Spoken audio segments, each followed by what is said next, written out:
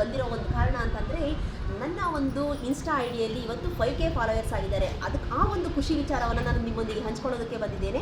ಕೇವಲ ಒಂದು 4 ಲೈನು ನಾನು ನಿಮ್ಮೊಂದಿಗೆ ಹಾಡಿನ ಮೂಲಕ ಹೇಳೋದಕ್ಕೆ ಇಷ್ಟಪಡ್ತೀನಿ.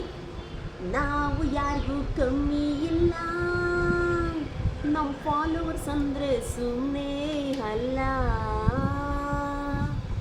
ವಜ್ರದಂಥ ಮನಸ್ಸಿನವರು, ಚಿನ್ನದಂಥ ಗುಣವುಳ್ಳವರು.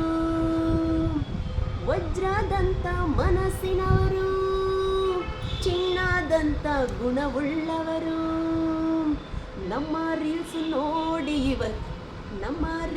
ನೋಡಿ ಇವರು ಫಾಲೋ ಆಗಿ ಬಿಟ್ಟರು.